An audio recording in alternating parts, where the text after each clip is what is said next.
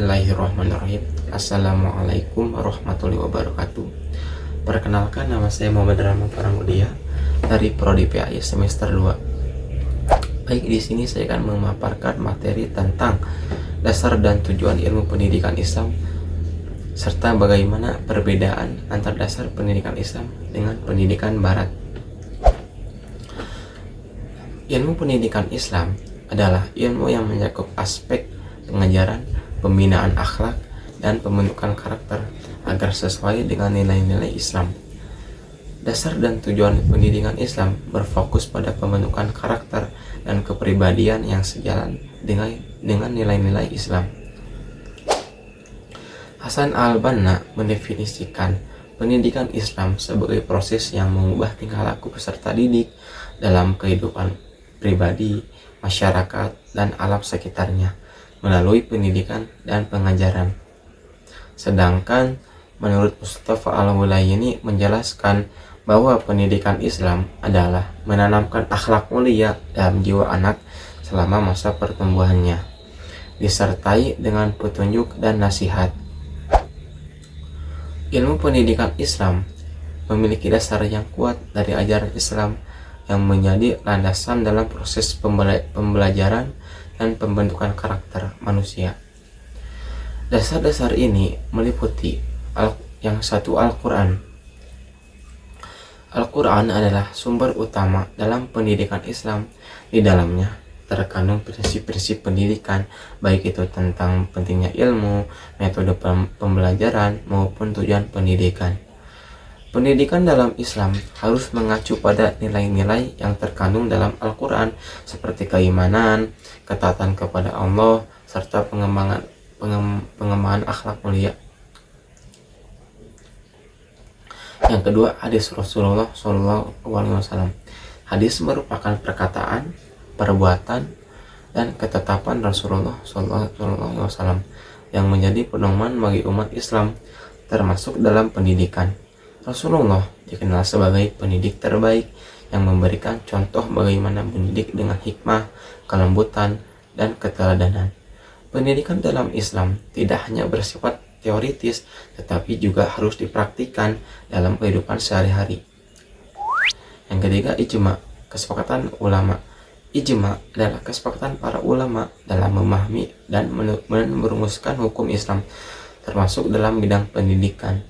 Dengan adanya ijma, pendidikan Islam dapat terus berkembang dan menyesuaikan dengan perubahan zaman tanpa meninggalkan prinsip-prinsip dasar yang bersumber dari Al-Quran dan hadis. Nah, yang keempat, qiyas, analogi dalam hukum Islam.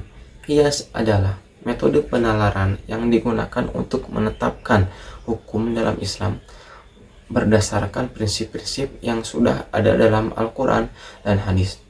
Dalam pendidikan Islam, qiyas digunakan untuk mengembangkan metode dan sistem pendidikan yang tetap sesuai dengan ajaran Islam, tetapi relevan dengan perkembangan zaman. Karakteristik ilmu pendidikan Islam adalah yang ke-1, berbasis wahyu. Pendidikan Islam bersumber dari Al-Quran dan Sunnah, bukan hanya dari akal manusia semata. Dan yang kedua, menyeimbangkan dunia dan akhirat. Pendidikan Islam tidak hanya menekankan aspek intelektual, tetapi juga aspek spiritual dan moral.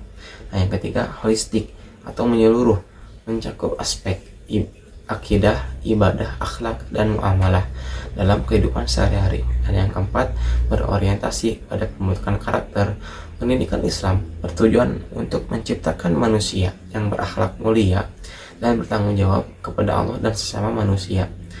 Dengan pengertian ini, ilmu pendidikan Islam menjadi landasan dalam mencetak generasi yang memiliki kecerdasan intelektual, emosional, dan spiritual sesuai dengan ajaran Islam.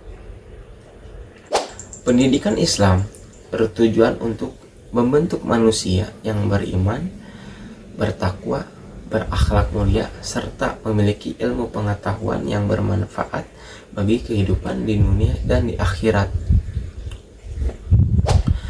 Tujuan ilmu pendidikan Islam meliputi, yaitu yang ke-1, membentuk kepribadian muslim, dan yang kedua, menanamkan keimanan ketakwaan, Yang ketiga, mengembangkan ilmu pengetahuan. Yang keempat, mempersiapkan untuk kehidupan dunia dan di akhirat. Dan yang terakhir, menumbuhkan sikap sosial dan kepedulian. Nah, sekarang perbedaan antar dasar pendidikan Islam dengan pendidikan Barat. Pendidikan Islam dan pendidikan Barat memiliki perbedaan mendasar dalam sumber pengetahuan, tujuan, dan peran guru. Nah, secara sumber pengetahuan, pendidikan Islam berlandaskan pada Al-Quran, Al-Hadis, dan ijtihad para ulama, mengintegrasikan ilmu pengetahuan dengan nilai-nilai spiritual. Sedangkan pendidikan Barat mengandalkan rasio dan pengalaman empiris, seringkali memisahkan aspek spiritual dan ilmu pengetahuan.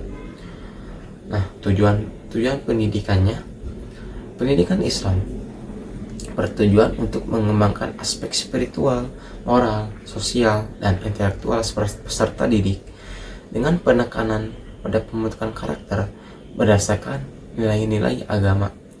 Sedangkan pendidikan Barat lebih fokus pada pengembangan keterampilan kritis dan kreatif untuk mempersiapkan individu menghadapi tantangan dalam masyarakat modern. Dalam peran guru, dalam pendidikan Islam, guru dianggap sebagai otoritas intelektual yang bertugas untuk mentransfer pengetahuan, agama, dan moral kepada siswa. Peran guru sangat penting dalam membimbing siswa menuju pemahaman yang lebih dalam tentang nilai-nilai. Sebaliknya, dalam pendidikan Barat, guru berfungsi sebagai fasilitator atau pembimbing yang membantu siswa dalam proses belajar mandiri. Pendekatan ini memberi ruang bagi siswa untuk mengembangkan pemikiran mereka sendiri. Nah, kesimpulannya, pendidikan Islam memiliki dasar yang kuat dari wahyu dan bertujuan membentuk manusia yang berakhlak mulia, berilmu, dan bertakwa. Sementara itu, pendidikan Barat lebih berfokus pada pencapaian duniawi dan keterampilan praktis. Oleh karena itu, penting bagi kita untuk mengembangkan sistem pendidikan yang mengintegrasikan nilai-nilai Islam dalam kehidupan modern. Mari kita terus belajar dan mengembangkan pendidikan Islam agar tetap relevan di era modern tanpa kehilangan nilai-nilai spiritual yang menjadi dasar utama. Terima kasih atas perhatiannya. Mohon maaf bila ada kesalahan. Wassalamualaikum warahmatullahi wabarakatuh.